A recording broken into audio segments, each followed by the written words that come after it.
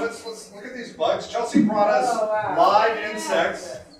Where do you want to start? My biggest little friend here is Curly, the Brachypelma oblongulosum. He is a curly-haired tarantula, and these guys are an important food source in Cambodia. It turns out that tarantulas are the main source of prenatal vitamins, among other nutrients. So a lot of folic acid is what you're saying? Yeah, actually.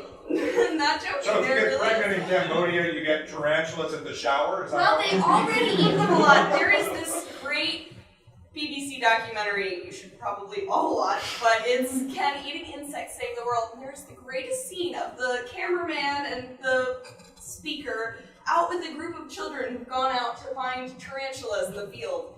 And they're bringing along their little brothers and their little sisters and going, come on, we'll show you, we'll teach everybody, it'll be the teaching day, we'll grab them, okay. They poke a stick into the holes, and the tarantulas will come out, and they smack them, and then grab them. And the speaker just says, so aren't you guys ever afraid? That is such a rich person question. Only a rich person would be afraid of a tarantula. Yeah, really. Everyone else knows that they only have fangs on the bottom. You just smack them from the top. There you go.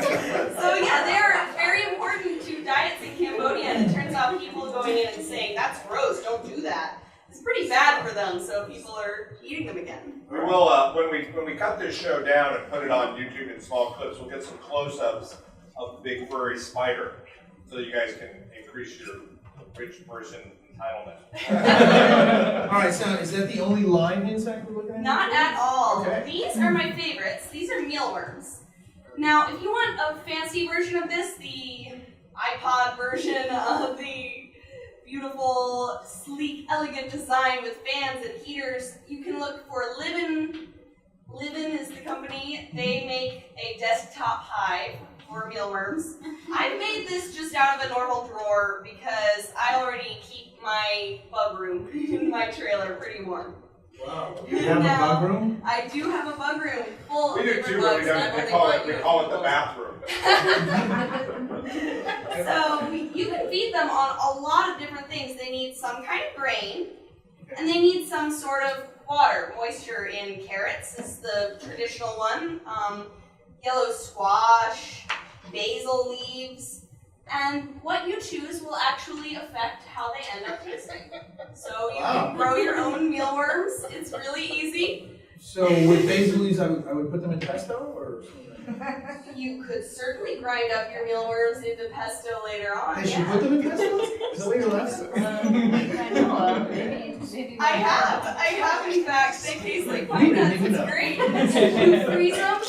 How you harvest any of these bugs, you're going to freeze them, and that is going to put them into an inactive state. There's no pain involved, there's no fear in transportation and any of the animal cruelty issues. They go into an inactive state, and if you leave them there long enough, they won't wake up again. And if you put them in boiling water, you're good. Now, if you do what I did the first time and you put them in the freezer, wait till they stop moving and then dump them into a pan, then they will all wake up and crawl out of your pan. And it is horrifying. Do not do that. That's a YouTube moment. Is that on YouTube? Because I would. That's what I would see. Yeah, that was pretty horrifying. So then are you also asserting that, in terms of processing of larger animals, this might be an easier, more humane way to do it? Absolutely, yes. They, in addition to feeding off side streams like we talked about, they use a lot less water. They produce far less ammonia than pork, for instance, where possibly the majority, numbers vary, but at least 30% of pigs have pneumonia in these factories. We have a lot of animal cruelty issues that aren't fun to talk about, but we all know do exist. But in addition to that, we also have land use. And the UN estimates we're going to need to double food production by 2050. We literally can't double the amount of land we're using for livestock. It doesn't exist. We could continue to clear-cut forests, which is how livestock is being increased, but we couldn't do that until we had doubled it. So what we're going to have to do is find a way to produce protein with less land. And insects can be farmed vertically, like this. They stack right up. And the look on Mike's face tells me it's time to talk about the insects you brought for us that we're going to eat. Let's eat some bugs.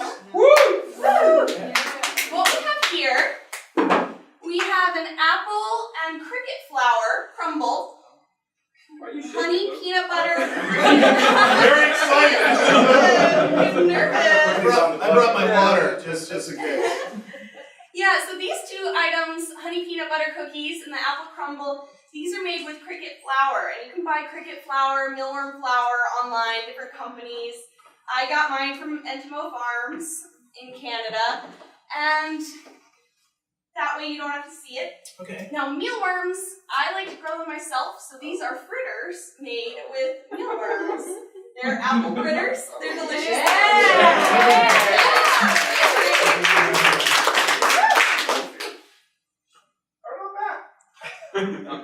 Yeah, I mean, I would definitely. Are the mealworms ground up, or am I actually chewing on mealworms? They're whole. Well, we're not going to have enough for the rest of you because these are delicious. I felt the same way about sushi the first time. So now that I can eat uni, I can eat this. Want to split that tarantula with me? Well, there's one right there. Was that a mealworm?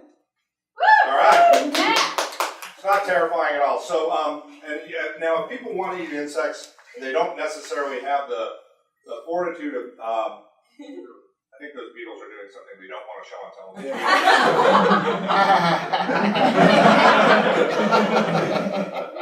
There we go. Just shake them off. Shake it up. People can. What are some of these other products you brought real quick? I'm gonna try one of these. Yeah, okay. This is a granola made with cricket flour. You can't taste it at all. And I also brought you mealworms in various flavors. And Tobita and So from you can actually eat these? Yeah, here, try a Let's try flavor the of hot your ones, 'cause I choosing. figured the Yeah.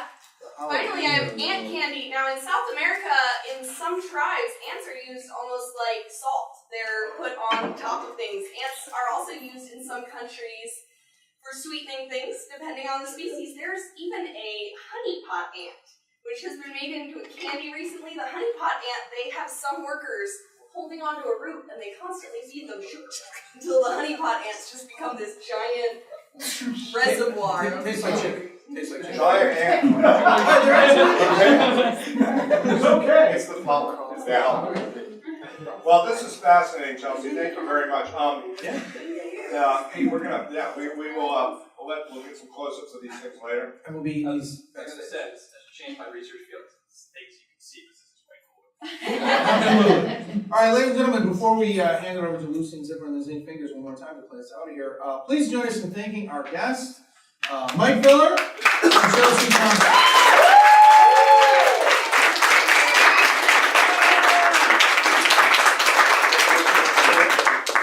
Don't we like to sort of close people with a little personal story from each of the scientists? I have no personal stories. You've known that for years. Shall we close with a personal Yeah, story? well, just what got you interested in your field, or some fun little anecdote. Did you ever think you'd be sitting here eating mealworms? So Chelsea, when was the first time you ate a bug? Oh, That you recall.